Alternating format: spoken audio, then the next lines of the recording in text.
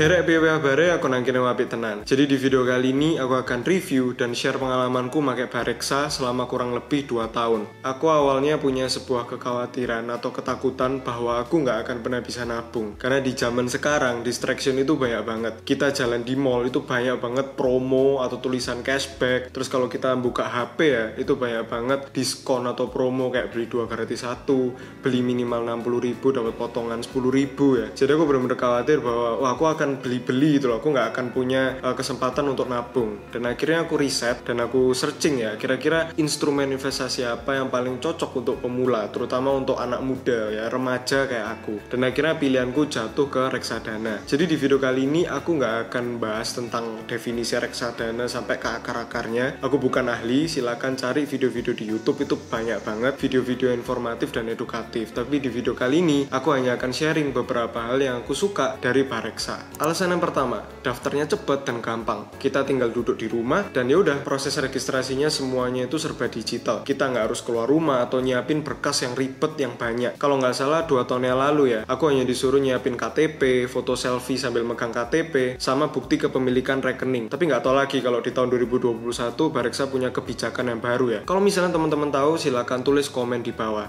Oke, alasan yang kedua, udah diawasi oleh OJK. Oleh karena itu Bareksa ini bukan investasi bodong atau penipuan ya. Jadi menambahkan rasa kepercayaan kita, rasa aman kita ketika kita investasi lewat Bareksa. Dan ini pun juga jadi pelajaran ya buat kita semua. Sebelum kita menggunakan aplikasi atau layanan yang melibatkan keuangan ya, atau melibatkan uang, kita itu harus ngecek terlebih dahulu. Kita harus verifikasi apakah ini penipuan atau bukan. Jadi sebelum kita mencemplungkan uang itu ya, kita itu harus mempelajari tempat kita mencemplungkan uang itu tadi. Jangan sampai kita kena penipuan. Jadi kita harus teliti terlebih dahulu sebelum menggunakan aplikasi atau layanan yang melibatkan uang.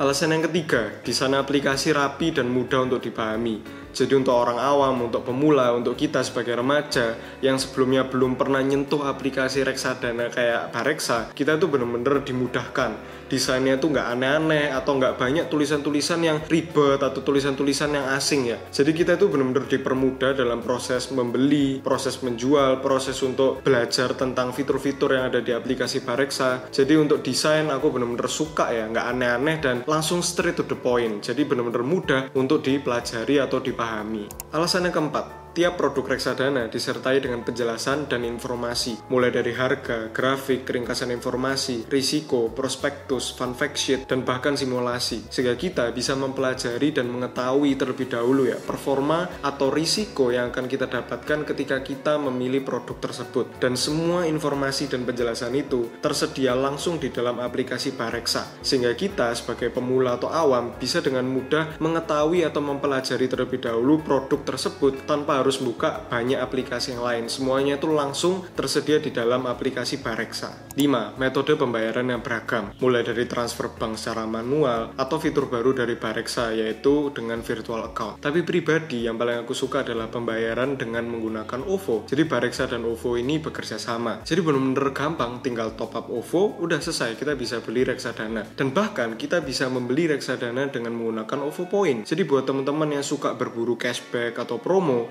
bisa menggunakan OVO Point teman-teman untuk beli reksadana. Jadi secara keseluruhan beli reksadana di Bareksa itu benar-benar gampang dan pilihannya itu banyak, tinggal disesuaikan kira-kira kita mau pakai metode pembayaran yang mana. Alasan yang keenam atau alasan yang terakhir, adanya fitur kumpulan artikel atau berita di dalam aplikasi. Jadi di dalam aplikasi Bareksa kita bisa menemukan kumpulan artikel atau berita yang sudah disiapkan oleh tim Bareksa tentang kondisi pasar saat ini kayak gimana, atau tentang informasi produk reksadana yang lagi returnnya lagi tinggi itu mana aja. Dan menurutku artikelnya itu benar-benar ngasih wawasan yang luas dan sangat-sangat edukatif ya. Jadi menambah wawasan dan pengetahuan kita tentang dunia investasi reksadana. Jadi saranku teman-teman jangan males untuk ngecek atau baca kumpulan artikel atau berita di dalam aplikasi Bareksa.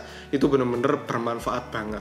Oke, kesimpulannya, Bareksa adalah aplikasi yang mudah untuk dipahami dan dipelajari, terutama untuk orang awam yang masih memiliki pengetahuan tentang dunia investasi yang masih minim. Dan yang aku suka dan apresiasi adalah tim developer aplikasi Bareksa itu sering banget ngasih update yang bikin aplikasinya makin cepat dan makin mudah untuk digunakan.